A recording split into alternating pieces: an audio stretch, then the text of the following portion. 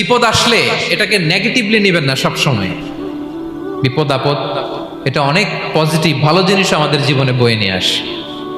শাইখুল ইসলাম ইবনু তাইমিয়া আলাইহি রাহমা উনি বলতেন, খুব দামি কথা, খুব হেভি ওয়েট কথা, মনোযোগ দিয়ে শুনুন। তিনি বলতেন, যে নেয়ামত তোমাকে আল্লাহ থেকে দূরে সরায় ওই নেয়ামতের চেয়ে বিপদ ভালো যে বিপদ তোমাকে আল্লাহর দিকে ধাবিত করে। আই রিপিট, আমি আবারও বলি, যে নাজ নেয়ামত তোমাকে আল্লাহ থেকে দূরে সরিয়ে দেয় সে নাজ নেয়ামতের চেয়ে ওই বিপদ আপদ ভালো যেই বিপদ আপদ তোমাকে আল্লাহর কাছে টেনে দেয়। তাহলে বিপদ আপদ আসলে আপনি হতাশ হবেন, আর কখনো দুঃখ করবেন, মোয়ারের ভাইয়েরা, আর মন খারাপ করবেন? আপনি খেয়াল করে দেখেন, বিপদ আসলে আমরা আল্লাহরে ডাকি বেশি। যখন অসুস্থ আপনি খেয়াল করেন তো, আল্লাহ আল্লাহ তুমি ছাড়া বাঁচানোর কেউ নাই, আল্লাহ আল্লাহ তুমি হেফাজত করো, আল্লাহ তুমি সুস্থ করে দাও। যখন লাইফ থ্রেট, দেখেন আপনি গুম হয়ে যেতে পারেন, আপনার কারাবন্দি করতে পারে, এরকম একটা বিপদের মধ্যে আছেন, তখন খেয়াল করেন তো আল্লাহর সাথে আপনার কানেক্টিভিটি, রিলেশনশিপটা কতটা ডেভেলপ হয়। কারণ বিপদে পড়লে আমরা আল্লাহরে ডাকি বেশি। তাহলে বিপদ আপদেরও কিছু পজিটিভ সাইড বা দিক আমাদের জীবনে আছে না নাই? অনেক পজিটিভ দিক আছে, কয়েকটা শেয়ার করি। এক নাম্বার পজিটিভ সাইড তো বললাম, ইমাম ইবনু তাইমিয়া যেটা বললেন। এরপরে হচ্ছে মাঝে মাঝে আল্লাহ তাআলা আমাদের মর্যাদাকে আপগ্রেড করতে চায়, এলিভেট করতে চায়। আপনি ধরেন কোন একটা এয়ারলাইন্সের রেগুলার প্যাসেঞ্জার টিকিট কাটেন, মাঝে মাঝে হঠাৎ করে দেখবেন কাউন্টারে গেলে তারা বলে you are upgraded to business class অথবা you are upgraded to first class. যেহেতু রেগুলার প্যাসেঞ্জার, অনেক মাইলস জমা হয়েছে, আপগ্রেড করে দেয়। আল্লাহ তাআলা মাঝে মাঝে চায় তিনি আমাদের মর্যাদাকে, র্যাঙ্ক এটাকে আপগ্রেড করবেন, কিন্তু আমার যে আমল আখলাকের অবস্থা ওইটা দিয়ে ওই আপগ্রেড র্যাঙ্কে যাওয়ার সুযোগ নাই। বুঝতেছেন কথা? আল্লাহ চায় আমার লেভেল একটু আপ করতে, কিন্তু আমার আমলের যে অবস্থা এতে আমি ওখানে যাই না। তখন আল্লাহ কিছু বিপদ আপদ দিয়ে, পরীক্ষা দিয়ে বান্দাকে টেস্ট করে। ওই পরীক্ষায় যদি উত্তীর্ণ হন, সাথে সাথে আল্লাহ তাআলা আপনার লেভেল বা র্যাঙ্ক আপগ্রেড করে দেয়। সুবহানাল্লাহ পড়বেন না? তাহলে লাভ না লস? আওয়াজ করে বলেন, লাভ না লস? মুমিন জীবনের সব লাভ। যত বিপদ আপদ আপনাকে স্পর্শ করে প্রতিটাতেই আপনার জন্য কল্যাণ। বিষ্ণু ইসলাম বলেন, মা ইউসিবুল মুসলিমা মিন নাসাবিন ওয়ালা ওয়াসাবিন ওয়ালা হাম্মিন ওয়ালা হুজনিন ওয়ালা আযান ওয়ালা গাম্মিন হাত্তা শাওকাতি ইউশাকুহা ইল্লা কাফারাল্লাহু বিহা খাতায়া। আপনার জীবনে যত দুঃখ, যত যন্ত্রণা, যত টেনশন, যত অ্যাংজাইটি, যত ইনজুরি, এমনকি গোলাপ ফুল পাড়তে যে ওখানে যে কাটা বাঁধছে, বরই খেতে যে বরই গাছে ওঠার পরে যে একটা কাটা বিঁধছে আপনার হাতে, এর কারণে আল্লাহ তাআলা আপনার গুনাহ মাফ করে দেয়। সুবহানাল্লাহ। তাহলে বিপদ আপদ দিয়ে আল্লাহ বান্দার মর্যাদাকে আপগ্রেড করে। বিপদ আপদে ফেলে আল্লাহ তাআলা বান্দার পাপ মোচন করে। বিপদ আপদ দিয়ে আল্লাহ তাআলা বান্দার শাস্তি মওকুফ করে।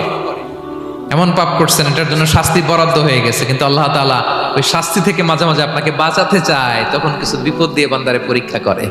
উত্তীর্ণ হলেই আল্লাহ তাআলা ওই শাস্তিকে মওকুফ করে দেয়। তাহলে আসুন সামারি করি, পুরো আলোচনাটার সামারি করি।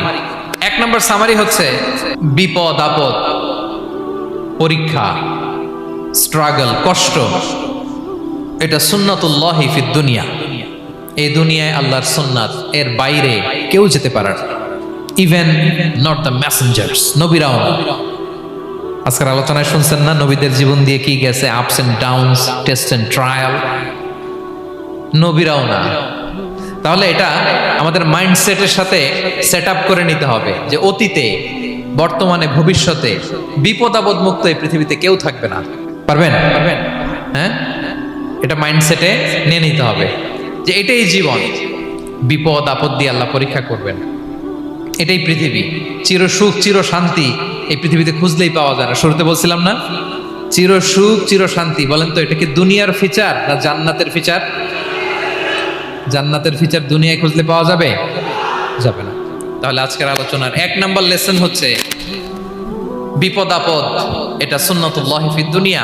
এই দুনিয়া আল্লাহর সুন্নাত, এটা থেকে মুক্তি পাওয়ার কোনো সুযোগ নাই, নবীরাও পায় নাই। 2 নাম্বার লেসন, বাঁচার যেহেতু সুযোগ নাই, we have to face it with patience, intellect and tawakkul. বিপদে অস্থির হওয়া যাবে না, এটাকে ফেস করতে হবে উইথ পেশেন্স, ধৈর্যের সাথে। বিপদ আমরা মোকাবেলা করব কিসের সাথে? ধৈর্য। প্যানিক হবেন না, অস্থির হবেন না, ধৈর্য ধারণ করবেন উইথ ইন্টেলেক্ট। আল্লাহর দেয়া আপনার ইন্টেলেক্ট খাটিয়ে এই বিপদ উত্তরণের সর্বান্তকরণের চেষ্টা প্রচেষ্টা আপনার চালায় যেতে হবে। আর সবশেষে আত-তাওয়াক্কুল আলাল্লাহ, ডিপেন্ডিং অন আল্লাহ, ভরসা করব কার উপর? আল্লাহর উপর। পারা যাবে তো? আচ্ছা, 2টা লেসন গেল। 3 নাম্বার লেসন হচ্ছে আমাদের ছেলে মেয়েদেরকে we have to educate our child regarding the test and trial in this দুনিয়া। দুনিয়ার এই বিপদ আপদের ব্যাপারে আমাদের ছেলে মেয়েদেরকে শেখাতে হবে, বুঝাতে হবে। ওরা ছোট মানুষ তো অস্থির হয়ে যায়, আব্বু আমার সাথে কেন এমন হয়, আমারই শুধু পেন্সিল চুরি হয়, আমারই শুধু এটা হয়, আমি পরীক্ষায় খারাপ করি, আমি ব্যথা পাই, আমার এই আমার সেই। ছোট মানুষ তো বুঝে না। ওরা বুঝাইতে হবে যে বাবা, this is the essence of life, এটাই জীবন, এটাই কি এই লাইফ হ্যাকস গুলো তাদেরকে শেখাইতে হবে। ডোন্ট বি প্যানিক, প্যানিক হওয়া যাবে না। This is how life is design, এটাই জীবন। বিপদ আপদ আসবে, এটাকে মেনে নিতে হবে, ছেলে মেয়েদেরকে শিখাইতে হবে, তাহলে তারাও প্যানিক হবে না। পারবেন তো ইনশাআল্লাহ? আচ্ছা, 4 নাম্বার লেসন হচ্ছে যেটা আমরা জানলাম, এই বিপদ আপদ সবসময় আমাদের জন্য খারাপ না। সামটাইমস ইট ব্রিংস খায়ের for us if dealt properly. ঠিকমতো বিপদকে ডিল করতে পারলে এটা আসলে আমার জন্য আখেরে কল্যাণই বয়ে নিয়ে আসে। কি বলেন, তাই না? কল্যাণ বয়ে নিয়ে আসে। সব শেষ কথা হলো আমরা যেন এই বিপদগুলোকে প্রপারলি ডিল করতে পারি, আমরা যেন সবর ইখতিয়ার করতে পারি। আল্লাহর কাছে চাইতে হবে, দোয়া করতে হবে, কারণ তৌফিক দেওয়ার মালিক কে? আল্লাহর কাছে যেন আমরা কায়মনোবাক্যে প্রার্থনা করতে পারি, আল্লাহ এই বিপদকে যেন আমরা ডিল করতে পারি উইথ সাবর, উইথ ইন্টেলেক্ট, উইথ তাওয়াক্কুল। আসল হাতিয়ার হচ্ছে এটা, দোয়া। আল্লাহর কাছে চাইবেন, মনোযোগের সাথে চাইবেন, আন্তরিকতার সাথে চাইবেন। উদউল্লাহ ওয়া আনতুম মুখিনুনা বিল ইজাবা। বিষ্ণু বলেন এমন ভাবে চাও যেন তুমি অনেকটা কনফার্ম যে তোমার দোয়া আল্লাহ কবুল করবেনই, এমন ভাবে চাও। অনেকে রোবোটিক দোয়া করে। রোবোটিক দোয়া মানে দোয়ার মধ্যে প্রাণ নাই, ধ্যান নাই, মন নাই, আগ্রহ নাই, ভালোবাসা নাই। ওই দোয়া আল্লাহ কবুল করে না। মনোযোগ দিয়ে চাইতে হবে চাওয়ার মতো, তাহলে আল্লাহ তাআলার পক্ষ থেকে তৌফিক পাওয়া যাবে। পারা যাবে তো ইনশাআল্লাহ? আল্লাহ তাআলা আমাদের সবাইকে বিপদে আপদে ধৈর্য ধারণ করার তৌফিক দান করুক।